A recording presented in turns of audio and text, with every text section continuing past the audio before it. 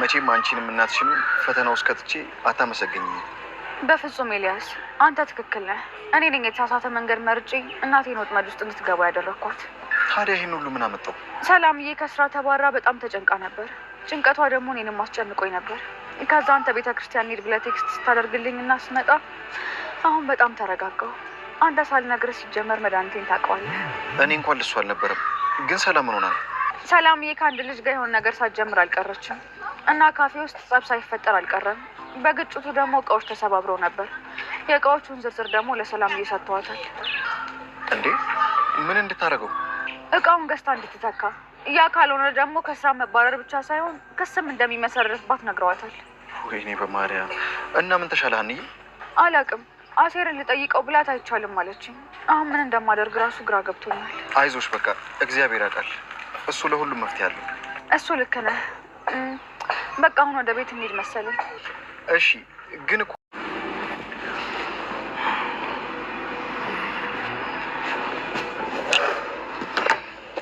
ስራ በዛብህ አይደል? የላ አይ ትናንት የገቡ አዲስ መጋረጃዎችን መዘግቡ። የላ አቤት። ትናንትና ደግሞ እቃዎችን ከመኪና እያወረድ መጋዘን ብቻ እንዳስገባ ተምቹ ነገረኝ። እና ግን እኮ ይህን ያክል መልፋት አልነበረብን። እና እቃዎቹ ሳይወርዱ መኪናው ይመለስ ነው የምትለው? ማለቴ እንደዛ ሳይሆን የጉልበት ስራ የሚሰሩ ልጆች አሉ እኮ እነሱን ጠርተህ እነሱ ማስገባት ይችላሉ። እኔ እኮ እዚህ የተቀጠርኩት የትኛውንም ስራ ለመስራት ነው። እኔ እዚህ ያለው ሌላ ተጨማሪ ወጪ እንድታወጡ ነው? ኤላ ለምንድን ነው ራስህን ግን እንደተቀጣሪ የምታየው? አንተ እኮ ወንድማችን ነህ። ይኸውልህ ጆሮ፣ እናንተ በጣም ጥሩ ልጆች እንደሆናችሁ አውቃለሁ። ጥሩ መሆናችሁ ደግሞ በመካከላችን ያለውን ነገር ሊለውጠው አይችልም። ምን እያልክ?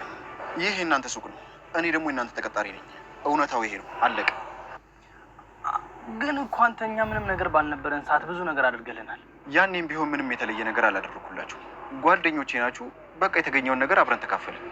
ኤላ ያኔ አንተ ያደረግከው ነገር በሙሉ እኛ የተለየ ነገር ማድረግ አለብን ማለት ነው? ቆይ ምንድን ነው የምትጠይቀው? ስንት ብር እንደሰጣት ነው? ከዛ ሰጣችኋለሁ። እየቀለድክ መሆን አለበት። እውነቴን ነው። ተምቹ ምንም ነገር አይደብቀኝ።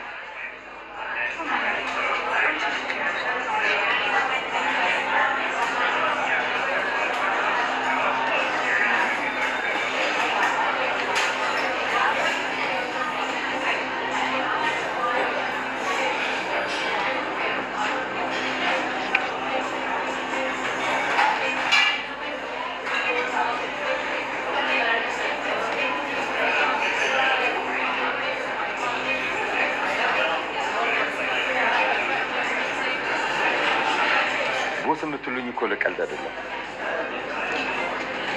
ይቅርታ በጣም ቦስ። አሁን ቀጥ ብላችሁ ከዚህ ውጡ። ይቅርታ ልናድል እንዴ? ውጡ። ከዚህ በኋላ ከኔ አንድ ነገር ደብቃለሁ ብትሉ ህይወታችሁን ነው የማጠፋው። ሰምታችኋል?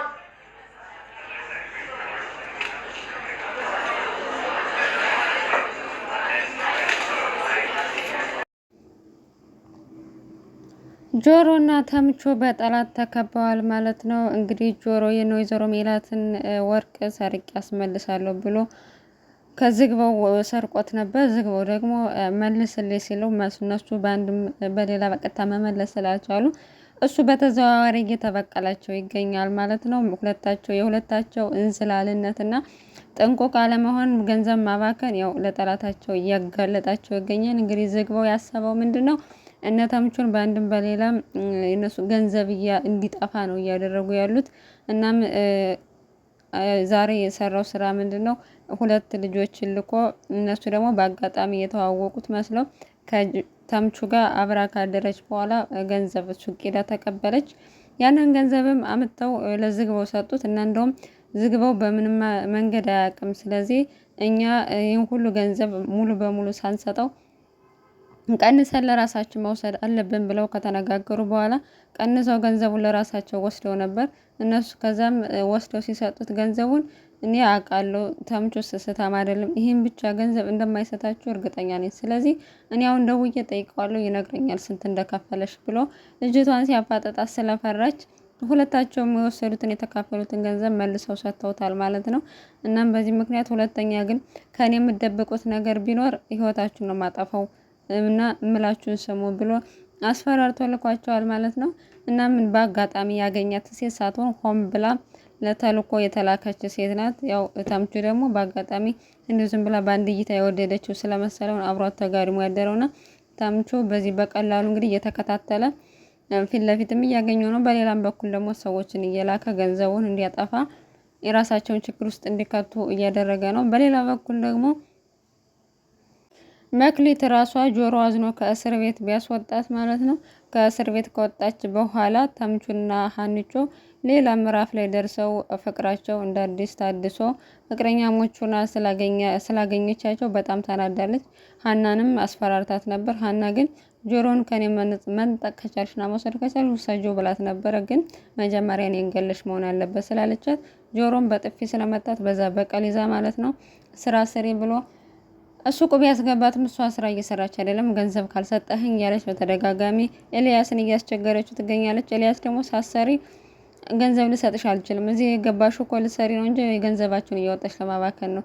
ስለዚህ እኔ ደክሞኛል ልወጣ ነው ብሎ ጆሮዋን ይዞ ሊያስወጣ ሲል እንዳጋጣሚ ጆሮ መጥቶ ምን እያደረክ ነው? ከዚህም በፊት እኮ እንኳን አይደለም ሰርታ ሳትሰራ ራሱ ገንዘብ ስጣት ብዬህ ነበረ። አሁን ላይ ግን እንደዚህ ታደርጋለህ፣ ለምንድን ነው? በል ስጣት ብሎ ገንዘብ ጨማምሮ ነው የሰጣት ማለት ነው። ያንንም ገንዘብ ይዛ ሄዳ እንግዲህ ዝግባውን እያገኘችው ትገኛለች። እናም ስለ ሀናና ስለ ጆሮ ደካማ ጎን እየነገረው ነበር እና ሀና ምን ያህል በጣም እንደሚወዳት በእሷ ምክንያት እሱን በጥፊ እንደመታት ብቻ በጣም እንደምጠላትና እሷን ለመበቀል እየጣረች እንደሆነ ነገረችው። እሱም የጆሮ ደካማ ጎን ስለሆነ በቃ በሱ ገብቶ ሊያጠቀው አልለቅህም እያለ እየዛተ ነው ማለት ነው።